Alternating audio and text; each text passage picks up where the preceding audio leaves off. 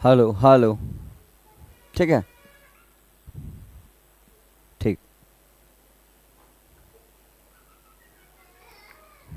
Hello.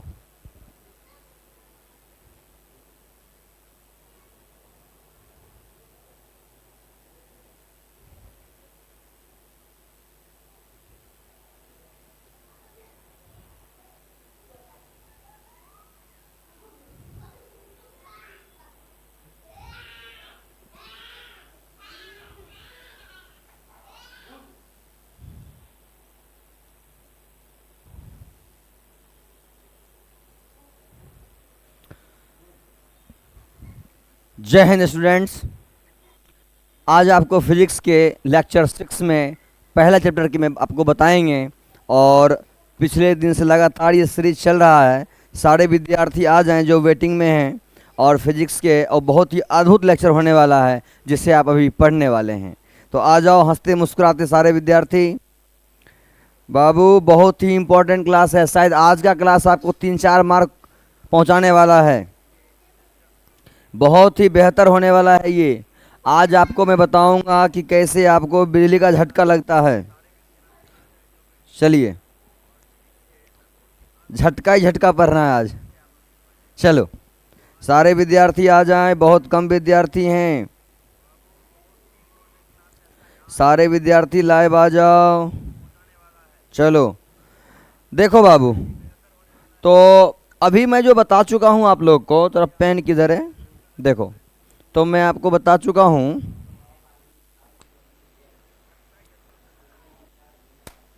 देखो बाबू, चलो तो मैं इसमें बता दिया हूं, बहुत टॉपिक में बताया हूं। आज वैसे तो बताना है कंडक्टर हमें, लेकिन आपको बहुत कुछ बताए हैं, बहुत कुछ एक ब्रॉड नॉलेज दिए हैं आपको। चलिए सभी विद्यार्थी 9 बजे, वैसे अभी आपका मैथ लाइव का समय था लेकिन अभी फिजिक्स चालू किया जा रहा है। मैथ का टाइम शेड्यूल कर दिया गया कल राइट 9 बजे से। मैथ जो आपके वॉल्यूम 2 आपका जो है वॉल्यूम 2 वो आपका अध्याय 7.2 क्लास में चल रहा है, वहीं से आपको स्टार्ट किया जाएगा और एक एक प्रॉब्लम को बहुत ही सुंदर ढंग से डील किया जाएगा। तो विद्यार्थी चलो आ जाओ। देखो एक बार मैं टॉपिक को देख लूं कि लास्ट टॉपिक क्या क्या अपना सब पढ़ लिए थे। चलो देखो, तो बताए थे आप लोग को।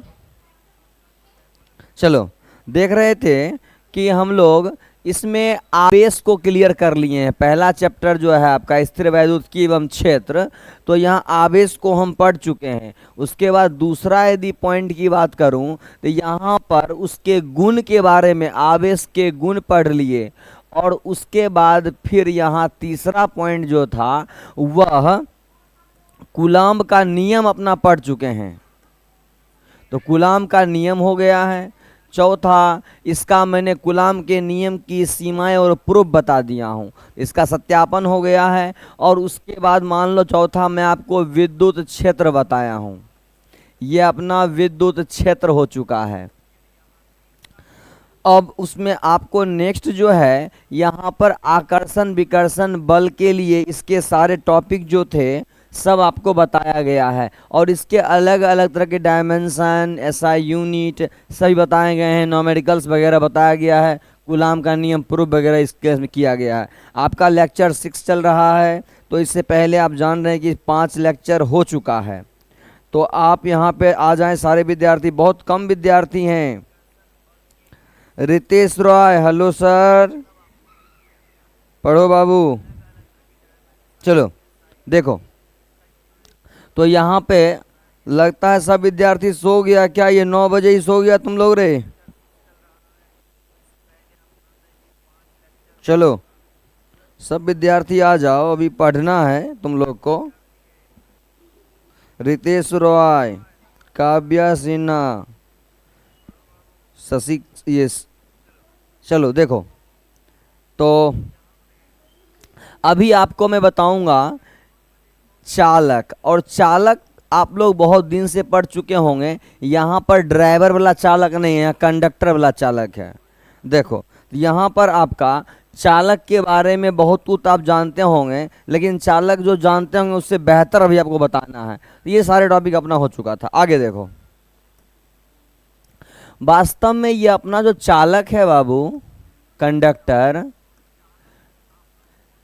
कोई वस्तु चालक होगा, कोई वस्तु चालक होगा यदि, कोई वस्तु चालक होगा यदि उसके पास मुक्त इलेक्ट्रॉन होगा, और यदि मुक्त इलेक्ट्रॉन होगा तो वो चालक होगा। और धातु अपने भीतर मुक्त इलेक्ट्रॉन को रखता है, इसीलिए धातु चालक की तरह व्यवहार करता है। तो बेस्ट बात यह है कि जो भी फ्री इलेक्ट्रॉन रखेगा वो चालक होगा। जो फ्री इलेक्ट्रॉन रखेगा। राकेश पंडित कि नहीं सर, क्या दिक्कत है बाबू तुमको? चलो गुलशन कुमार गुड इवनिंग, तुमको 9 बजे गुड इवनिंग दिख रहा है बाबू। खैर मिलते समय जब भी मिलते हैं तो रात में गुड इवनिंग ही बोलते हैं। चलो तो यहाँ पे चालक, तो जिसके पास देखो एक लाइन में समझो, जिसके पास फ्री इलेक्ट्रॉन होगा, जिसके पास फ्री इलेक्ट्रॉन होगा, जिसके पास फ्री इलेक्ट्रॉन होगा, फ्री इलेक्ट्रॉन होगा, वही अपना चालक कहलाएगा। अब देखो चूंकि धातु में फ्री इलेक्ट्रॉन पर्याप्त मात्रा में पाया जाता है, इसीलिए ये चालक होते हैं। जो लिक्विड फॉर्म में होते हैं उसमें भी ये फ्री इलेक्ट्रॉन होने के कारण वो चालक के रूप में दिखाते हैं, जो आपको केमिस्ट्री में सॉल्यूशन चैप्टर में पढ़ना होता है। चलो तो यहाँ चालक होने के लिए उसके पास मुक्त इलेक्ट्रॉन का होना जरूरी है। और आप जानते हैं कि धातु में उसके पास फ्री इलेक्ट्रॉन होने की वजह से जो उसका वर्क फंक्शन होता है वह कंडक्टिविटी को मेंटेन रखता है। तो यहाँ पर जैसे आप देख रहे होंगे कि ये एक यहाँ पे आपको दिया गया है कि ये जो एक प्लेट है, गोलाकार एक स्फीयर है, और जिसमें आपको धनावेशित किया गया है। अब देखो यदि ये धनावेशित किया गया है तो इसके, यदि ये धनावेशित किया गया है तो इसके चारों ओर विद्युतीय बल रेखाएं उत्पन्न होगी। तो देखो जरा मैं इसको आपको एनिमेशन समझाता हूँ कि ये कैसे काम करता है। देखो यदि मैं एक स्फीयर यहाँ पे ले लेता हूँ और इस स्फीयर को यहाँ पॉजिटिव चार्ज से यहाँ चार्ज कर देता हूँ। अब देखो जैसे कि आप वहाँ फिगर में देख रहे होंगे, ये पॉजिटिव चार्ज से इसे हम चार्ज कर दिए और तब जा कर के ये अपने से इलेक्ट्रिक लाइंस को जनरेट करेगा। तो इलेक्ट्रिक लाइंस को इस प्रकार से ये जनरेट करता है। देखो इस प्रकार से ये जनरेट करता है। तो इलेक्ट्रिक लाइंस को जब जनरेट करता है तो ये अंदर की ओर भी होती है और ये अपोज में बाहर की ओर भी होती है। देखो अंदर की ओर होगी तो एक बिंदु से मिल जाएगा और उसके बाहर की ओर भी इलेक्ट्रिक लाइंस इस तरह से जाती है। यदि दोनों ओर जाएगा तो बाहर वाला तो इन्फिनिटी तक चला जाएगा, लेकिन अंदर वाला एक ऐसा बिंदु आएगा जहां पे सब मिल जाएगा और मिल जाने के कारण विद्युतीय बल रेखाएं, जहां पर सारी विद्युतीय बल रेखाएं मिल जाएगी तो वहां का विद्युतीय क्षेत्र का मान 0 हो जाएगा। और आपको बताए थे कि एकल आवेश जहां भी होगा वहां वो विद्युतीय क्षेत्र उत्पन्न करेगा और एक से अधिक आवेश हुआ तो वह आकर्षण और विकर्षण को दर्शाएगा। आकर्षण विकर्षण कैसे? तो यदि सेम चार्ज होगा, सेम चार्ज तो वह विकर्षण दिखाएगा, अपोजिट होगा तो आकर्षण को दिखाएगा। रितेश पढ़ो।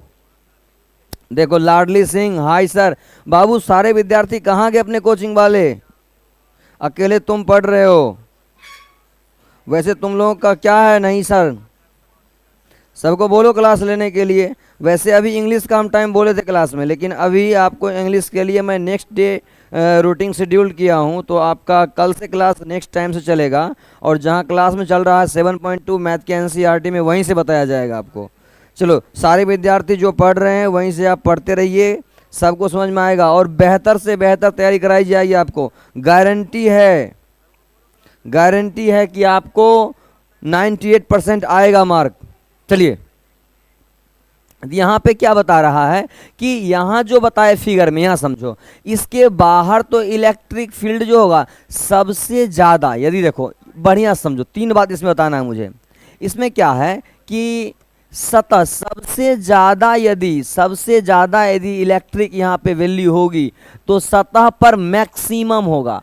सतह पर मैक्सिमम, और ये सतह के बाहर जाते हैं, मतलब यहाँ पे कोई बाह्य बिंदु पे जाते हैं तो बाह्य बिंदु पर यहाँ मिनिमम होगा, बाह्य बिंदु पे मिनिमम, और आंतरिक क्षेत्र में जहां अंदर का भाग होगा वहां पे नेट चार्ज जो होगा, नेट विद्युतीय क्षेत्र वो जीरो होगा, क्योंकि सारी विद्युतीय बल रेखाएं वहां जाकर एक नेट बिंदु पे मिल जाती है। क्लियर है? अभिषेक शर्मा सर इतना लेट, बाबू लेट नहीं है, विद्यार्थी का काम ही पढ़ना है, पढ़ते रहो। चलो, तो यहाँ पे आपको चालक कहने का, यदि बचपन में परिभाषा खूब पढ़ा होगा तुम, बचपन में क्या था कि वह वस्तु जो अपने से होकर विद्युत धारा को सुगमता से प्रभावित करता है चालक कहलाता है। ये बचपन वाला परिभाषा है, लेकिन वास्तव में यहाँ क्या होगा कि जिसके पास फ्री इलेक्ट्रॉन होगा वही चालक होगा। तो वो परिभाषा ना बोल के हमें ये याद रखना है चालक के लिए। और चालक धातु में फ्री इलेक्ट्रॉन होते हैं इसलिए वो चालक होते हैं, आयन में भी होते हैं इसलिए वो चालक होते हैं। जबकि ऐसा नहीं है कि आपका लकड़ी में चालक नहीं होता है, यदि उसे भिंगा दो तो वो भी चालक की तरह व्यवहार करने लगता है, लेकिन उतना बेहतर नहीं करता है। चालक भी होते हैं, फिर अति चालक भी होते हैं। तो अति चालक में क्या होता है, रेसिस्टेंसिविटी उसकी मिनिमम होती है, इसलिए वह ज़्यादा करंट को फॉलो कर पाता है। तो इतना आपको समझना चालक के बारे में। आगे आ जाओ, देखो वैसे कंडक्टर, यहाँ कंडक्टर लिखा गया है, इसको हम चालक बोलेंगे, ये आपका चालक है। देखो, एक ऐसी सामग्री जो न्यूनतम प्रतिरोध के साथ विद्युत प्रवाह की अनुमति देता है, मतलब चालक वही अच्छा माना जाता है, चालक वही अच्छा माना जाता है। पायल, हाय सर, बाबू समझ में आ रहा है?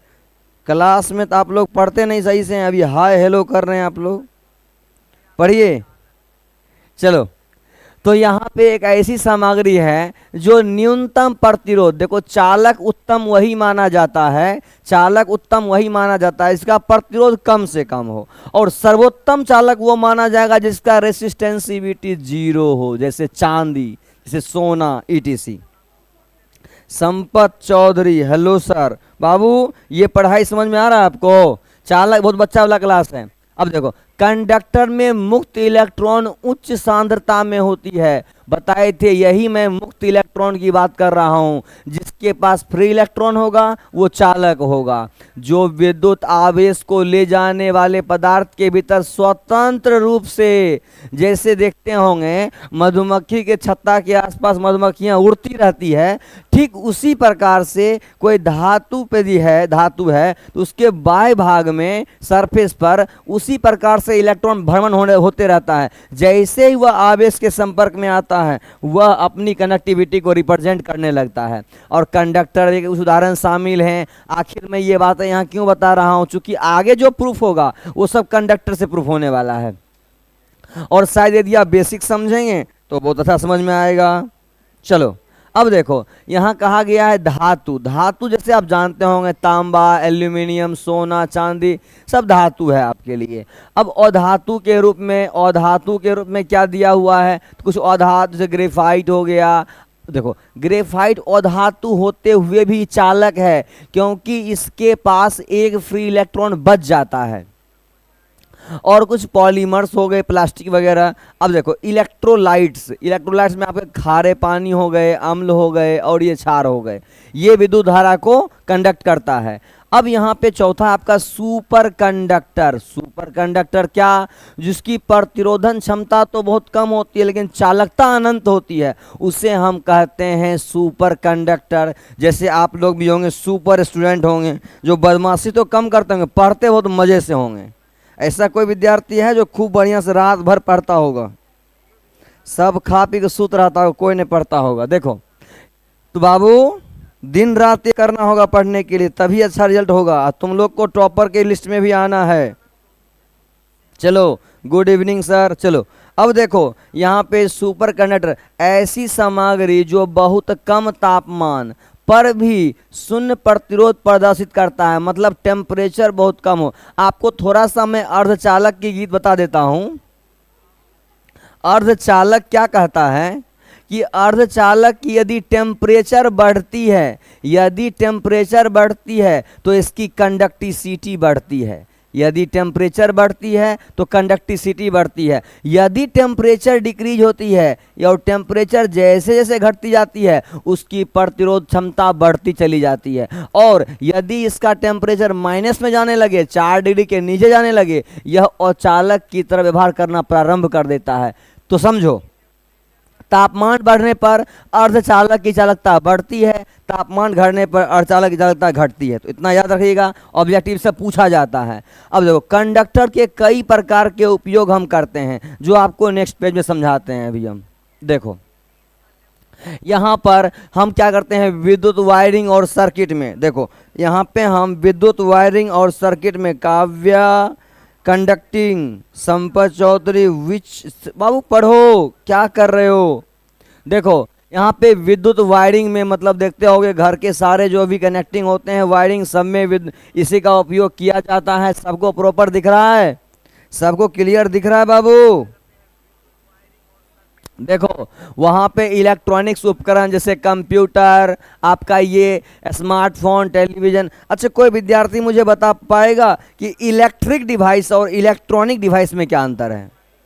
What is difference between electric device and electronic device? कोई बताएगा इलेक्ट्रिक डिवाइस क्या होता है और इलेक्ट्रॉनिक डिवाइस? देखो कंप्यूटर जो है वो हमारा इलेक्ट्रॉनिक डिवाइस है, ना कि इलेक्ट्रिक डिवाइस है। इलेक्ट्रिक डिवाइस का मतलब होता है जो हैवी करंट चाहिए, जिसे उच्च करंट चाहिए, वो इलेक्ट्रिक डिवाइस है। जैसे आपका मोटर, डायनमो। और इलेक्ट्रिक डिवाइस है जो कम से कम करंट पर भी सुगमता से काम करता हो, जैसे आपका मोबाइल फ़ोन, जैसे आपका टैबलेट, लैपटॉप। जबकि कंप्यूटर का पीसी नहीं होगा क्योंकि उसे हाई वोल्टेज चाहिए। अब देखो यहाँ पे बिजली संचरण हेतु और वितरण हेतु सब ये कंडक्टर का उपयोग किया जाता है। विद्युत मोटर हो, जनरेटर हो, ये सब बहुत बच्चे वाली बात है। चिकित्सीय उपकरण में जैसे ईसीजी वगैरह आपको दिया हुआ है। जैसे आप यहाँ पे बहुत तरह देख रहे होंगे उपयोग, उपकरण जहाँ पे उपयोग करते हैं, जैसे उच्च विद्युत चालकता, कम प्रतिरोध, मुक्त इलेक्ट्रॉन, उच्च घनत्व, ऊर्जा की न्यूनतम हानि के साथ विद्युत धारा को ले जाने में सक्षम। ये सब इसके गुण दिए हुए हैं। मतलब चालक का गुण क्या होगा कि वह उच्च विद्युत चालकता रहेगा उसके पास, प्रतिरोध उसके पास कम रहेगा। अच्छा मान लो कि मैं कोई ऐसा गाड़ी लूं जो गाड़ी 1 किलोमीटर चलने में 500 रुपये का तेल पी जाता हो। बताओ ऐसा गाड़ी लेके क्या कर पाओगे तुम? हम तो वैसा गाड़ी प्रीफर करेंगे जो 100 रुपये में 500 किलोमीटर चले जाए। चलो ऐसा गाड़ी बना नहीं है अभी तक, बनाने के लिए हम लोग तैयार हैं। चलो प्रतिरोध कम होगा, फ्री इलेक्ट्रॉन होगा, ऊर्जा न्यूनतम होगा, इस प्रकार के सारे इसके कैरेक्टर हैं। चलो तुम लोग भी ऐसा गाड़ी चढ़ेगा जो 100 रुपये में 500 किलोमीटर जाएगा? जी हाइड्रो वो गाड़ी होने वाली है जो हाइड्रो से चलने वाली होगी। अब घर का पानी भरोगे और गाड़ी चलेगी। चलो अब देखो आपको एक नेक्स्ट टॉपिक बताने वाला हूं, शायद आप लोग बढ़िया से जानते होंगे। चालक इसलिए बताया हूं कि आप लोग को शायद ये क्लियर दिख रहा होगा। ये वास्तव में आपको मैं दिखाने वाला हूं स्थिर वैद्युत परिरक्षण। आपको एक टॉपिक दिखा देता हूं। देखो स्थिर वैद्युत परिरक्षण है, शायद ये आपको क्लियर दिख रहा होगा। इसी के बारे में बता रहे होंगे। आसपास आप लोग को ऐसा कई बार हुआ होगा कि ठनका वगैरह ठनक रहा होगा। अभी वर्षा हो भी रही है, आसपास में वर्षा हो रहा होगा आपका। तो बिजली जब गरजती है, सारे विद्यार्थी आ जाओ, बहुत कम विद्यार्थी है।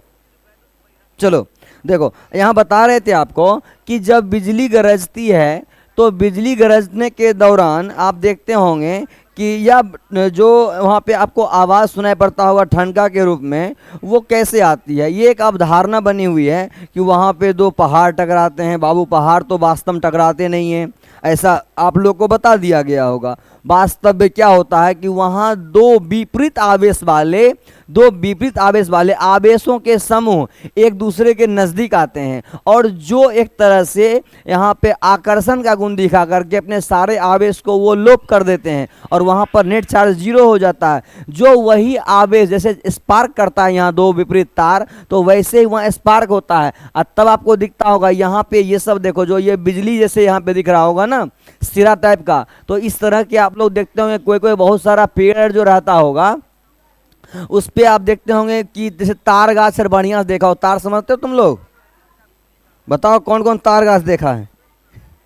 चलो, तो देखते होंगे कि इस प्रकार से ये हरियाली, जहाँ भी आपको हरियाली दिखता होगा, जहाँ भी हरियाली दिखता होगा उससे वो आकर्षित होता है। वास्तव में हरियाली वस्तु वो चालक की तरह होती है और चालक चालक को आकर्षित करता है। देखो, हो सकता है कि यह निगेटिव चार्ज हो और ये निगेटिव को आकर्षित करे, क्योंकि निगेटिव निगेटिव को आकर्षित करेगा नहीं, एक निगेटिव होगा एक पॉजिटिव होगा, जब ही ये आकर्षण होगा। यदि दोनों सेम होगा तो विकर्षण होगा। वो प्रॉपर्टी सब जगह होती है। जैसे मान लो ये आपको बहुत जगह यह शहर दिखाया गया है। अब ये ऐसा नहीं कि सिर्फ खेत खलियान में गिरते हैं, शहरों पे भी गिरते हैं, जहां ऊंचे ऊंचे बिल्डिंग होते हैं। आप लोग देखे होंगे, मैं यहाँ पे खेत में बिल्डिंग बना रहा हूँ। देखो, ये बिल्डिंग 4 मंजिल का बिल्डिंग है। इसके ऊपर जैसे देखो कि यदि लोहे के रॉड वगैरह लगे रहते हैं ना, रेलिंग वगैरह, तो इससे ये इजीली अट्रैक्ट हो जाता है और तब जा करके यह जो यहाँ आकर्षण दिखा रहा है, ये सब इमारत है और इमारत पर जो लगे रहते हैं चालक वस्तु, तो उससे ये आकर्षित हो जाता है।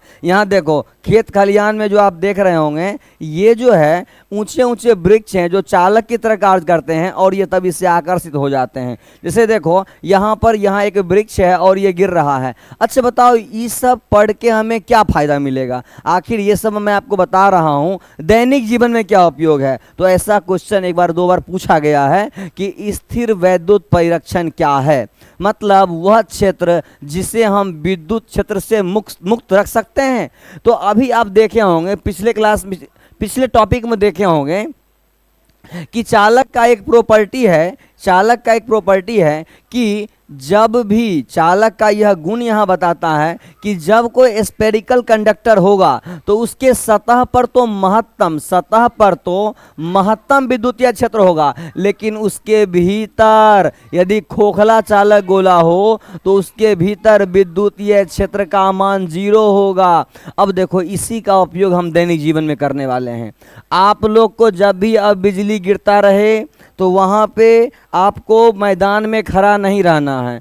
यदि आपके पास, आप यदि कार लेके गए हैं मैदान में, जैसे मान लो यहाँ पे है, जैसे एगो देखो बहुत ही CBSE बोर्ड वाला होगा वो घूमने वाला, कैसे देखो, यहाँ देखो, ये एगो डब्बा में बंद हो गया है और इसके भीतर ये बताना चाह रहा है कि इसके भीतर चालक कैसे काम कर रहा है। देखो, यदि ये गोलाकार अब यहाँ पे है और इसके भीतर ये बैठ गया है और इस पे आवेश को दे दिया गया, पूरा इसे चार्ज कर दिया गया, जितना मर्जी उतना चार्ज दे दो इस पे, इसके भीतर ये जो बैठा हुआ है वो एकदम जिंदा रहेगा, उसे करंट नहीं लगेगी। ऐसा क्यों? क्योंकि यदि क्या होता है कि जब कोई चालक गोला पर आवेश दिया जाता है, सतह पर तो आवेश महत्तम होती है लेकिन उसके भीतर आवेश का मान 0 होता है। तो इसी का उपयोग करके जब भी बिजली गरज रही हो, आप यदि कार में बैठकर गए हैं अपने खेत घूमने के लिए, ऐसा कोई गया है कार में बैठ के धान रोपने के लिए कभी कोई? चलो, तो ऐसा संभव नहीं है, हम लोग बहुत गरीब आदमी हैं। देखो, यहाँ पे एक अमीर आदमी है, जो एक गरीब आदमी देखो यहाँ बैठा हुआ है और एक अमीर आदमी देखो यहाँ बैठा हुआ, दिख रहा होगा, ये थोड़ा धुंधला दिख रहा होगा। देखो, गरीब आदमी क्या है कि यहाँ एक पेड़ के नीचे सोच रहा है क्या बिजली से बच जाएंगे, जबकि इसके पास देखो बिजली ये पहुँच चुकी है और इसे झटका मार देगा। अब इसके पास झटका लगने वाला है, ये झटका लग जाएगा, क्योंकि वास्तव में ये जो है पेड़, ये हरे पेड़ जो हैं ये चालक की तरह व्यवहार करती है। जबकि देखो यहाँ पर ये क्या है, ये जो कार है वास्तव में इस तरह से ये एक गोलाकार, भले ये टेढ़ा मेढ़ा गोलाकार हो, एक परफेक्ट यहाँ पे गोलाकार नहीं हो रहा, फिर भी इसके भीतर जो बैठा है ये चालक की तरह ही व्यवहार करेगा। और यदि चालक की तरह व्यवहार करेगा तो इसके भीतर जो बैठा हुआ है, तो इसके भीतर यदि आवेश मान लो बहुत बड़ा झटका इस पे आ भी जाए तो भी क्या होगा, उसके भीतर नेट चार्ज 0 होगा और तब जा कर के यह व्यक्ति बच जाएगा, जबकि ये व्यक्ति मारा जाएगा क्योंकि इसे करंट लग जाएगी। बड़े भयानक झटका होते हैं। एक बात आपको क्लियर समझा देते हैं कि जब बिजली गिर रही हो, आपको थोड़ा ये सजेशन भी दे देते हैं कि यदि बिजली गिर रही हो तो आपको करना क्या है। अब देखो, सबके पास तो कार होगा नहीं, और जहाँ भी मान लो गरीब आदमी कोई हो और खेत में काम कर रहा हो, काम करने वाला अक्सर खेत में गरीब आदमी ही होते हैं, अमीर आदमी तो घर में रहते हैं। देखो तो यहाँ पे क्या है कि जैसे कोई आदमी वहाँ पे जाए और बिजली कहीं गिर रहा हो तो वहाँ पे आपको, जैसे बच्चा ये बैठा हुआ है, वहाँ बैठना नहीं है, आपको पीठ केवल झुक जाना है, ये पीठ केवल झुक जाना है और उसके बाद या तो वहीं पे झुक जाना है और दोनों पैर यदि हो सके तो एक जगह रख लें अथवा एक पैर को ऊपर उठा लें, एक पैर को आप ऊपर उठा लें और एक पैर पे ही खड़ा रहें। उससे क्या होता है, हमें करंट मारता नहीं है, हमें पोटेंशियल डिफरेंस मार जाता है। हमें करंट नहीं मारता है, हमें पोटेंशियल डिफरेंस मार जाता है। देखो क्या होता है, जरा समझा देते हैं। मान लो यदि बिजली गिर रहा हो, यदि यहाँ पे 5 लाख वोल्ट का करंट है, 5 लाख वोल्ट है और यदि कोई व्यक्ति यहाँ पे पैर दे और एक व्यक्ति यहाँ पे पैर दे तो क्या होता है, धीरे धीरे इसकी इंटेंसिटी घटती चली जाती है। यहाँ 5 लाख है, यहाँ 2.5 लाख मान लो। अब एक व्यक्ति का पैर यहाँ पे है, दूसरा पैर यहाँ पे है, तो इस जो व्यक्ति मैदान में खड़ा है उसको 2.5 लाख वोल्ट का झटका मारेगा। अब तुम्हें लगता है व्यक्ति इतना थम पाएगा और ये व्यक्ति यहीं पे बम की तरह उड़ जाएगा? तो हो सकता है यदि ये व्यक्ति एक जगह खड़ा होता, यदि ये व्यक्ति किसी एक जगह पे यहाँ पे खड़ा होता तो इसे उतना ही वोल्ट का झटका लगता और वो व्यक्ति वहाँ पे मरता नहीं, क्योंकि उसके पास पोटेंशियल डिफरेंस उतना ही 2.5 लाख ही रहता या 5 लाख ही रहता। लेकिन क्या होता है कि जैसे बिजली गरजती है हम लोग कहीं ना कहीं दौड़कर भागने लगते हैं और भागने के चक्कर में हमको झटका मार देता है। तो जब भी देखो बिजली मार कर आपको, जब भी बिजली गिर रही हो, या तो पीठ केवल झुक जाना है, यदि कार लेके गए तो कार में बैठ जाना है। ऐसे वाली गलती नहीं करना है। जो बच्चा ये गलती कर रहा है, ये बच्चा को पता नहीं है, ये फिजिक्स नहीं पढ़ा है इसलिए इसको पता नहीं है कि पैर के नीचे नहीं बैठना है, ये चालक है करंट मार देगा। इसको कार में जाके बैठ जाना है या तो खुली जहाँ पे देखो, जहाँ हरियाली कम हो, जहाँ खेत हो, वहाँ पे चला जाना है। वहाँ पे बिजली का झटका नहीं आएगा, आएगा भी तो कम आएगा, क्योंकि ये ऊंचे ऊंचे पेड़ से अट्रैक्ट होते हैं। शायद मैं आपको बता दूं, एक रोमांचक बात बताने वाला हूं कि बिजली आखिर गरजती कहाँ है। बहुत भयानक बात है, ये क्वेश्चन को बात करते हैं, पहले ये दिखाते हैं बिजली गरजती कहाँ है। थोड़ा ज्योग्राफी की ओर मैं आपको मूव करता हूं।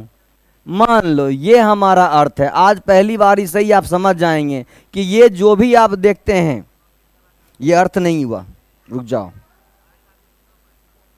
देखो आप यहां देखेंगे, देखो ये पृथ्वी है और हम लोग पृथ्वी पर नहीं, पृथ्वी में कहाँ रहते हैं? पृथ्वी में। कोई कहेगा पृथ्वी में रहते हैं, क्या तुम बिल बना के रहते हो? ऐसा नहीं कि पृथ्वी के भीतर जीव नहीं रहते हैं, रहते हैं, लेकिन हम लोग पृथ्वी के ऊपरी सतह पर घर बनाकर रहते हैं। हम लोग ऊपरी सतह पर रहते हैं और शायद पृथ्वी पर का जीवन जो है, पृथ्वी पर का जीवन वो मैक्सिमम 1 किलोमीटर, मैक्सिमम 1 किलोमीटर तक ही बेहतर पॉसिबल है। उसके ऊपर जाएंगे, जैसे आप यहाँ देखते होंगे बुर्ज खलीफा की बात करते हैं तो 1 किलोमीटर को क्रॉस कर रहा है। तो इतना नहीं मानना है, 1 किलोमीटर तक लाइफ बहुत बेहतर मानी जाती है। अब देखो ये शायद फिजिक्स के लास्ट चैप्टर में बढ़िया समझना है, लेकिन आज देखो आपको थोड़ा सा एक्स्ट्रा बात बता रहा हूं। पृथ्वी तल से 12 किलोमीटर, पृथ्वी तल से 12 किलोमीटर जो हमारे पास एक ट्रोपोस्फीयर आती है, क्षोभ मंडल। वास्तव में जो बादल वगैरह तुम देखते हो, ये बादल वगैरह, ये मौसमी वर्षा, ये कुहासा, ये धूलकण, ये बिजली गरजना, बिजली गरजती है मात्र हमसे 12 किलोमीटर ऊंचाई, मात्र 12 किलोमीटर पर ठनका ठनकना, बिजली गरजना, यहाँ पे आप देखते हैं कि धूलकण का होना। इसके ऊपर जो है आपका यहाँ पे हवाई जहाज बढ़िया से उड़ पाती है और यहीं पर आप देखते होंगे ये जो है यहाँ पृथ्वी तल से लगभग 20 से 30 किलोमीटर, कई जगह पे तो 15 से 30 किलोमीटर जो है, यही आपका ये वाला जो पार्ट होगा ओजोन मंडल और ओजोन परत के रूप में होगा। तो जो हम वास्तव में बताने वाले हैं बिजली का गरजना, कोई ज़्यादा ऊंचाई 5000 4000 से नहीं होती है, मात्र 12 किलोमीटर की ऊंचाई पर ये गरजने का काम होता है। तो ये बेसिक बात था, यहां तक समझ में आ रहा है आप लोग को? बहुत कम विद्यार्थी, और कहाँ गए तुम? लाडली सिंह क्या बोले जी, क्या कर रहे हो तुम लोग? सानिया मिश्रा सब अपने में बतिया रहा है, पढ़ो। चलो देखो तो ये बता दिया थे आपको। यहाँ पे पिछला बात एक बार फिर से देख लो। तो क्या है कि इसमें आप जैसे देख रहे होंगे कि कार में बैठना बेहतर होता है ये पैर के नीचे खड़े होने की वजह से। जैसे आप देखते होंगे कि ये क्या होता है, तो यहाँ पर देख रहे होंगे कि यहाँ पे ये आवेश, यहाँ पे सॉरी देखो, यहाँ पे ये जो है एक कंडक्टर है और ये अपना आवेश यहाँ दे रहा है, और ये बच्चा जो लोहा के पिंजरा में बंद है, तो यहाँ पर देख रहे हैं कि ये जिंदा है और इसे भी करंट नहीं लगेगा, क्योंकि यह एक चालक गोला के भीतर है। चालक गोला के भीतर नेट चार्ज होती है 0। इस पे क्वेश्चन पूछा गया कि स्थिर वैद्युत परिरक्षण, क्वेश्चन कहा गया था कि स्थिर वैद्युत परिरक्षण क्या है। देखो क्वेश्चन कैसे पूछा था, कहा था क्या, स्थिर वैद्युत परिरक्षण क्या है, इसके उपयोग को लिखें, या कहा था स्थिर वैद्युत परिरक्षण क्या है, इसके जीवनोपयोगी परिणाम को लिखें। तो स्थिर वैद्युत परिरक्षण बोलते हैं वह क्षेत्र जिसे हम विद्युतीय माध्यम से अलग रख सकें, या वह क्षेत्र जिसे हम विद्युतीय माध्यम से दूर रख सकें, उसे हम स्थिर वैद्युत परिरक्षण कहते हैं। और इसका उपयोग तो आप देख चुके हैं कि बिजली जब गिर रही हो तो वहाँ पर मैदान में खड़ा रहने से ज़्यादा अच्छा आपको कार में बैठना होता है। अब सबके पास कार तो होता नहीं है, लेकिन फिजिक्स की दुनिया में समझाने के लिए चालक गोला का उपयोग करने के लिए यहाँ पे कार का उपयोग किया गया। तो वहाँ पे कार में बैठना बेहतर होता है, क्योंकि कार एक चालक गोला का बना होता है, और यहाँ पे चालक के प्रॉपर्टी के अनुसार वह विद्युतीय क्षेत्र के गुण जो दिखाता है, चालक के भीतर विद्युतीय क्षेत्र का मान 0 होता है। इसीलिए इसका जीवनोपयोग परिणाम के रूप में ऐसा कह सकते हैं कि कार में बैठना बेहतर होगा मैदान में खड़े रहने की तुलना में। ऐसा आप दे सकते हैं आंसर। ऐसा क्वेश्चन पूछा गया 1-2 बार। देखो मैं इसका आंसर ही बेहतर ढंग से आपको लेके आया हूँ। क्वेश्चन आपका था कि स्थिर वैद्युत परिरक्षण क्या है, इसके उपयोग। देखो स्थिर वैद्युत परिरक्षण किसी निश्चित भाग को विद्युत क्षेत्र के प्रभाव से बचाने की प्रक्रिया को विद्युत परिरक्षण कहते हैं। मतलब वह क्षेत्र जिससे हम विद्युतीय माध्यम से सुरक्षित रख सकें, वह क्षेत्र जिससे हम विद्युतीय माध्यम से सुरक्षित रख सकें, उसे ही स्थिर वैद्युत परिरक्षण कहते हैं। अब देखो यही कारण है बिजली गिरने के समय घर में और गाड़ी में बैठे रहना किसी पेड़ के नीचे या खुले मैदान में रहने की तुलना में ज़्यादा सुरक्षित माना जाता है। अब देखो हम वैसे आदमी तो हैं नहीं जो हमेशा घर में बैठे रहें, गरीब आदमी सब हैं। और गरीब कहने का मतलब मैं यहाँ पैसे से गरीब नहीं कर रहा हूँ, संसाधन से गरीब नहीं कर रहा हूँ, दिमाग से गरीब की मैं बात कर रहा हूँ, सोच से गरीब की बात कर रहा हूँ। देखो क्या दिक्कत है, खेत में जाएगा तो कार लेके जाएगा। देखो तो यहाँ क्या है कि आप देखो कि यहाँ पे जो वह क्षेत्र जिसे हम बचा लेते हैं विद्युत क्षेत्र से, वही कहलाता है स्थिर वैद्युत परिरक्षण। और यहाँ जैसे मान लो घर में बैठा हो या गाड़ी में बैठा हो, तो वहाँ खुले मैदान या पेड़ के नीचे बैठने से ज़्यादा बेहतर होता है। क्लियर है सारे विद्यार्थी, बताओ इतना तक कोई दिक्कत नहीं है। अब आ जाते हैं विद्युत क्षेत्र की तीव्रता, इंटेंसिटी ऑफ इलेक्ट्रिक फील्ड। अब देखो इसके बारे में थोड़ा सा जानकारी लेना है और इसके बारे में आपको बताएंगे भी कि, और कल की क्लास में बताया था कि विद्युत क्षेत्र होता क्या है।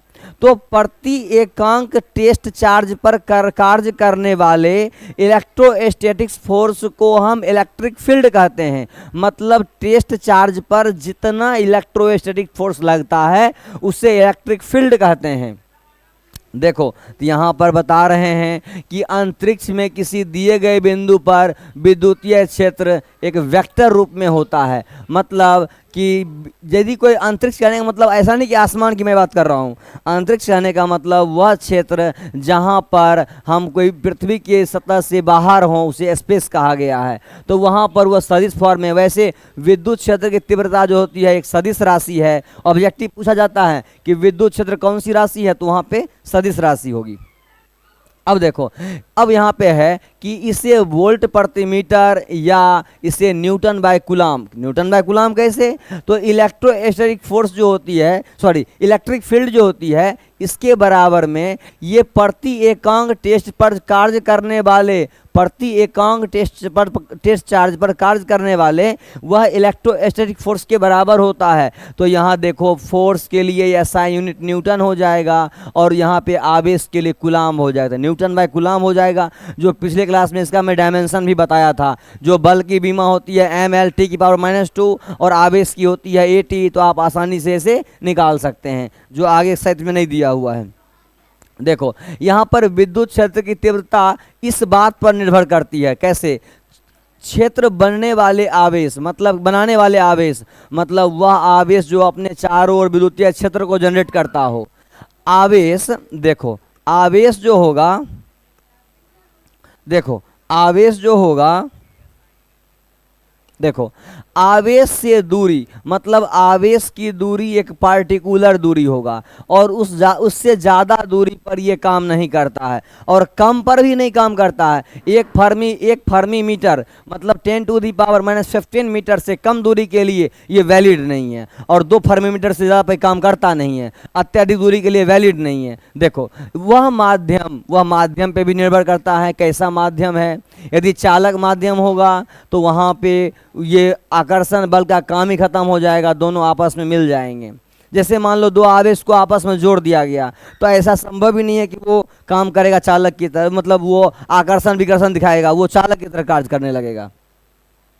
अब देखो जिससे होकर गुजरती है, जैसे वह हवा से गुजरती है, पानी से गुजरती है, वह लोहा से गुजर सकती है, वह पत्थर से इत्यादि हो सकता है। विद्युत क्षेत्र की तीव्रता की गणना को हम निम्न सूत्र से करते हैं। देखो अभी ये आपको मैं प्रूफ भी करने वाला हूँ। ये कैसे दिया हुआ है? तो ये कुछ इस प्रकार से दिया हुआ है कि E बराबर के एकल आवेश जो होती है वह विद्युतीय क्षेत्र उत्पन्न करती है और 2 आवेश होती है तो वह इलेक्ट्रोस्टैटिक फोर्स लगाती है। एकल आवेश जो होगा वो इलेक्ट्रिक फील्ड देगा और एक से अधिक आवेश होगा तो वो इलेक्ट्रोस्टैटिक फोर्स को लगाएगा। देखो तो यहाँ K mod Q bye R² यही दिया हुआ है आपको और आगे अभी हम प्रूफ भी करने वाले हैं।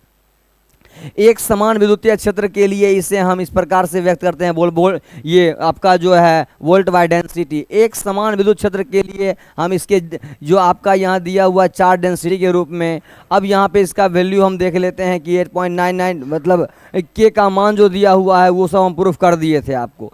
ये सब वैसे ही नॉर्मल बातें दी गई है। आगे देखो यहाँ पर एक बात बताया गया है कि विद्युत क्षेत्र की तीव्रता विद्युत क्षेत्र का उपयोग करके भी देखा जा सकता है, जो तीव्रता बढ़ाने पर एक दूसरे के करीब हो जाते हैं। आगे देखो इस बात को क्या कह रहा है, वही सेम बात अंग्रेजी वाले विद्यार्थी के लिए दिया हुआ है, अंग्रेजी प्रॉपर आप देख लेंगे। आगे देखो फिर यहाँ पर आ जाते हैं हम, यहाँ विद्युत आवेश के बारे में ही हम बात करेंगे अभी। तो देखो यहाँ पे एक बिंदु आवेश के कारण विद्युत क्षेत्र कूलाम के नियम द्वारा ज्ञात किया जाता है।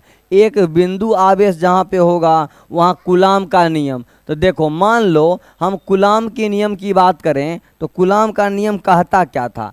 कूलाम का नियम कहता था Fe बराबर K mod Q1 Q2 by R²। अब मुझे बताओ यदि एगो आवेश दिया हुआ है, जरा फिगर देखो नीचे में, यदि एक आवेश दिया हुआ है मान लो Q1 दिया है तो यहाँ पर हम Q2 को इन्फिनिटी पर मान लेंगे। Q2 जो होगा वो इन्फिनिटी पे होगा तो अनंत पर आवेश की कल्पना 0 की जाती है तो यहाँ पे Q1 होगा। तो देखो जैसे यहाँ पर मैं यहाँ पे Q2 जो है उसे इन्फिनिटी यदि कह दूँ तो Fe बराबर क्या हो जाएगा? Q1/R²। और एकल चार्ज होगा तो इलेक्ट्रिक फोर्स लगेगा नहीं, तो इसी के जगह पे E बराबर बोलेंगे K mod Q/R²। तो यही आपका जो था इलेक्ट्रिक फील्ड के लिए व्यंजक था। आगे समझेंगे इस बात को क्या कहता है। देखो यहाँ पर कूलाम का नियम ये सब आपको वैल्यू बता दिए थे कि इसका वैल्यू किस प्रकार से ज्ञात किया जाता है। आगे देखो बिंदु आवेश का परिमाण से दूरी पर, ये सब नॉर्मल बात है। यह समीकरण दर्शाता है कि विद्युत क्षेत्र की तीव्रता आवेश से दूरी के वर्ग के साथ घटती है। मतलब जैसे 1/R² है तो 2 यदि सेंटीमीटर है तो स्क्वायर करने के बाद वो 4 हो जाएगा, तो दूरी वहाँ पे घटती है उसकी। अब देखो विद्युत क्षेत्र आवेश के सबसे करीब सबसे मजबूत होता है। बात तो वही है कि जहाँ विद्युतीय क्षेत्र के हम करीब होंगे वहाँ पर मजबूत विद्युतीय क्षेत्र होगा, और जैसे जैसे हम आप यहाँ पे दूर होते जाते हैं तो वहाँ विद्युतीय क्षेत्र कमज़ोर होता चला जाता है। विद्युत क्षेत्र की दिशा आवेश से रेडियल रूप की ओर से वहाँ धनात्मक आवेश के लिए और रेडियल रूप के अंदर की ओर ऋणात्मक आवेश के लिए होती है। तो ये सब आपको बता दिए हैं बढ़िया से। आगे देखो वैसे ही आपका ये इंग्लिश दिया हुआ है, तो इंग्लिश वाले विद्यार्थी के लिए कोई दिक्कत नहीं है, आप इसे देखते रहिए। फिर देखो यहाँ पर एक बिंदुवत आवेश के कारण उत्पन्न विद्युतीय क्षेत्र के लिए व्यंजक पूछ रहा है कि एक बिंदुवत आवेश के लिए विद्युतीय क्षेत्र को हम कैसे निकालते हैं। तो इसको हम थोड़ा तुरंत जल्दी से जल्दी देख लेते हैं। इसके ये शायद यही आपका लास्ट टॉपिक होने वाला है। इसके बाद आपको कोई टॉपिक नहीं है। बहुत ही कम समय में आपको बेहतर समझा दिए ये अध्याय के बारे में। बस आप लोग मात्र 5 से 7 मिनट और देखेंगे। देखो यहाँ पर एक बिंदुवत आवेश के कारण विद्युतीय क्षेत्र के लिए व्यंजक प्रूफ करेंगे। तो यहाँ पर हम क्या करेंगे कि मान लो हमारे पास Q1 आवेश है, और इस Q1 आवेश यदि है तो अपने चारों ओर यह इलेक्ट्रिक फील्ड को जनरेट करेगा। तो इलेक्ट्रिक फील्ड जनरेट करेगा तो हम ऐसा मान लेते हैं कि ऐसी कोई एक बिंदु आती है जहाँ पर हम कह सकते हैं कि ऐसा Q0 की कल्पना की गई है, जहाँ पर Q0 को यहाँ पे कहा गया है टेस्ट चार्ज। समझ रहे हैं सब लोग? इसे कहा गया टेस्ट चार्ज, और यहाँ तक हम विद्युत क्षेत्र का अनुभव कर पा रहे हैं। यहाँ तक हम विद्युत क्षेत्र का अनुभव कर पा रहे हैं। क्या दिक्कत है? कोई विद्यार्थी नहीं पढ़ रहा है, सब अपने अपने बतिया रहा है। लगता है सब ग्रुप बना लिया है बात करने का, पढ़ने का काम कोई कर नहीं रहा। अच्छा ठीक है, बतिया लो, आना क्लास में। देखो अब क्या होगा, यहाँ पे क्या है कि यहाँ पे हम जो दूरी लेंगे तो वास्तव में ये दूरी हम वहाँ तक लेंगे जहाँ तक टेस्ट चार्ज लिया जा रहा है। हम दूरी वहाँ तक लेंगे जहाँ तक ये टेस्ट चार्ज लिया जा रहा है। और वास्तव में टेस्ट चार्ज जहाँ तक हम यूज करेंगे तो वास्तव में हम कर क्या रहे हैं, एक पॉइंट चार्ज, हमने एक पॉइंट चार्ज लिया है। हमारे पास सिर्फ एक ही आवेश है, और ये आवेश जो होगा अपने चारों ओर इलेक्ट्रिक फील्ड को जनरेट करेगा, और इसके इलेक्ट्रिक फील्ड कहाँ तक जाएंगे उसे ज्ञात करने के लिए हम स्मॉल r दूरी पर एक बिंदु जिसका नाम है टेस्ट चार्ज, इसकी कल्पना कर लेते हैं, और तब हम चलेंगे कूलाम के नियम से ही। तो हमारे पास कूलाम का नियम क्या कहता है? कूलाम के नियम से देखो, कूलाम का नियम कहता है Fe बराबर K Q1 Q2 by R square. अब देखो यहाँ दिया हुआ क्या है, यहाँ दिया हुआ है Q1 तो हमारे पास चार्ज है, लेकिन यहाँ पे जो Q2 है ये Q2 बराबर यहाँ Q0 यूज कर रहे हैं जो हमारे लिए टेस्ट चार्ज है। यदि हमारे लिए ये टेस्ट चार्ज है, अनुभवी आवेश है, तो इस अनुभवी आवेश के लिए क्या करते हैं, हम यहाँ पे अनंत पर कल्पना शून्य की कर लेते हैं उसके लिए, और तब जा कर के इसे हम क्या कहते हैं कि देखो Fe इक्वल यहाँ बोलेंगे K, और Q2 वहाँ पे Q1 को वहाँ पे अनंत की वजह से उसे वहाँ पे छोड़ दिया जाता है, उस कल्पना 1 कर लेते हैं, और यहाँ पे अनंत शून्य होती है, लेकिन यहाँ पे इकाई यदि शून्य देंगे तो सारा वैल्यू 0 हो जाएगा, आकर्षण बल लगेगा नहीं उस पर, तो यहाँ दूरी R हो जाएगा, और जैसे ही शून्य लेंगे तो इलेक्ट्रिक फोर्स जो होगा वो इलेक्ट्रिक फील्ड में कन्वर्ट हो जाएगा, और यहाँ पे K, यहाँ पे Q1 बटे R स्क्वायर के रूप में इसे हम व्यक्त करते हैं इसे। और यदि हम बेहतर बताना चाहें आपको तो हम क्या कहेंगे कि इलेक्ट्रिक फील्ड E बराबर 1/4 पाई एप्सिलॉन नॉट इंटू यहाँ पे Q बटे R स्क्वायर के रूप में बढ़ जाते हैं। तो ये एक नॉर्मल कॉन्सेप्ट था जो कई बार ये 2 मार्क में पूछेगा, 5 मार्क के लिए है नहीं। ऐसे बहुत बड़े बड़े टॉपिक हैं जो 5 मार्क में पूछे जाते हैं। तो मैं आपको थोड़ा सा इसके आगे समझा देता हूँ। देखो जो भी टॉपिक बताया जा रहा है रेगुलर उसे आप देखते रहें, और सारे क्लास जो हैं आपको लगभग मैं एक क्लास के बारे में थोड़ा सा विद्यार्थी क्लास में पूछते रहता है, मैं थोड़ा इंगित कर देता हूँ, फिर इसको बेहतर से आपको एक टाइपेड फॉर्म में आपको दिया जाएगा। जैसे आपका क्लास जो होगा वो लगभग, ध्यान दो, नॉर्मली हम बता देते हैं आपको कि 7 से 9 के बीच में, 7 से 9 के बीच में आपको केमिस्ट्री 11th एंड 12th की केमिस्ट्री हो जाएगी। 11 से 12 की यहाँ केमिस्ट्री हो जाएगी, दोनों अलग अलग क्लास होगा, कंप्लीट हो जाएगा। उसके बाद फिर आपको यहाँ पे 12 यहाँ पे पीएम होगा, 12 से 2 पीएम के बीच में आपको क्लास मैथ का शायद मिलने वाला है, जो हम कंफर्म नहीं है, अप्रॉक्स मैथ ही मिलेगा, जो आपको बीड सेंसर करवाएंगे। उसके बाद फिर आपको 5 से 6 के बीच में इवनिंग में पीएम में जो मैं बता रहा हूँ आपको, ये वैसे ही क्लास जैसे बता रहे हैं 5:30 या 5 से 6 के बीच में, ऐसा समय सेटिंग कर दिया जाएगा जिसमें आपको यहाँ पे अभी इंग्लिश चल रहा है, तो इस इंग्लिश की सीरीज को जारी रखेंगे और उसी में आपको हिंदी भी कराने की बात आज तय हो गई है, तो हिंदी भी क्लास आपका चलेगा। इसीलिए जो भी विद्यार्थी अब दिक्कत में होंगे कि सर हिंदी नहीं हो रही है, इंग्लिश की बात कर रहा हूँ, तो ये इंग्लिश ग्रामर और बुक ये दोनों होने वाला है और सबसे बेहतर होगा। इसके आगे आपको हम इसी में आपको हो सकता है या तो 4 से 5 का क्लास हो या तो आपका 6 से 7 का क्लास हो, जिसमें बायोलॉजी कराने वाला हूं, बायोलॉजी कराने वाला हूं और ये बायोलॉजी मैं ही कराऊंगा। और आपको बायोलॉजी में गारंटी के साथ कहता हूं कि यदि बायोलॉजी में तुम्हें, बायोलॉजी में देख लो, यदि तुम्हें 90+ मार्क नहीं आए तो तुम मुझे कुछ भी कर सकते हो, 90+ गारंटी लेता हूं। और हमारे पास ऐसे बहुत सारे रिकॉर्ड है कि जो पढ़ा देते हैं गारंटी वही होता है कि वही आता भी है। आगे आप जरा देखो कि इसमें और क्या होने वाला है, बहुत लंबा क्लास चलेगा। अब आपको कोई कोचिंग की आवश्यकता नहीं है, ऑनलाइन क्लास बहुत बेहतर कराने वाले हैं हम लोग। आगे देखो फिर क्या होगा कि जैसे आपको यहाँ पे केमिस्ट्री हो गया, मैथ हो गया, इंग्लिश हो गया, बायोलॉजी हो गया, इसके बाद फिर देखो यहाँ पे 8 से लेकर के 9 के बीच में, 8 से लेकर के 9 के बीच में या तो 11th या 12th की पहले कर देते हैं, 12th का फिजिक्स आ जाएगा।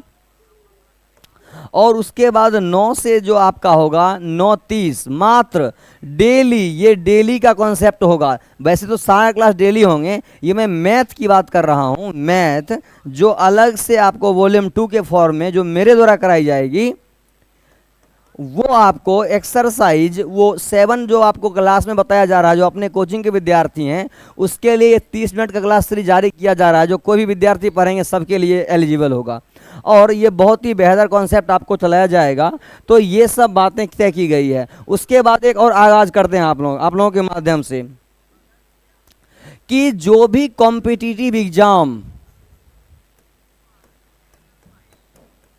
जो भी कॉम्पिटिटिव एग्जाम की तैयारी कर रहे हैं, आपके आसपास कोई भी हो जो कॉम्पिटिटिव एग्जाम तैयारी कर रहा हो, उसके लिए एक आपको एक शॉर्ट न्यूज के रूप में जो पहल शुरू की जाएगी वो मॉर्निंग में किया जाएगा, मॉर्निंग में किया जाएगा, जो आपको 5 से लेकर के 5 AM से लेकर के, वो ज़्यादा लंबा क्लास नहीं होगी, 5:15 से 20 तक की क्लास चलेगी, मात्र ये 20 मिनट की क्लास चलेगी और जो आपको करंट न्यूज वगैरह सब बताया जाएगा। इसके बाद जो होगा इसमें एक क्लास ली जाएगी जो 9:30 रात के 9:30 PM से 10:30 PM तक आपको इसमें मैथ, रीजनिंग, उसके बाद फिर से नेक्स्ट टाइम दे करके GS एंड GK सारे कवर कराए जाएंगे, जो किस सब्जेक्ट के लिए होगा। तो ये स्पेशल जो होने वाला है, स्पेशल टारगेट रहेगा अपना UPSC का, जो टारगेट रहने वाला है UPSC का, उसी में आपको बीपीएससी का और बाकी जो भी स्टेट एग्ज़ाम होते हैं, जो आपका नॉर्मल एग्ज़ाम होता है, सब विद्यार्थी भी तैयारी कर सकते हैं। तो आज के क्लास के लिए इतना ही। विद्यार्थी पूछते रहते थे कि रूटीन क्या होता है, तो सारे रूटीन क्लियर कर दिए। तो इतना आज क्लास में इतना ही रहने दो। नेक्स्ट क्लास में फिर आपको इसके आगे बताया जाएगा। Thank you.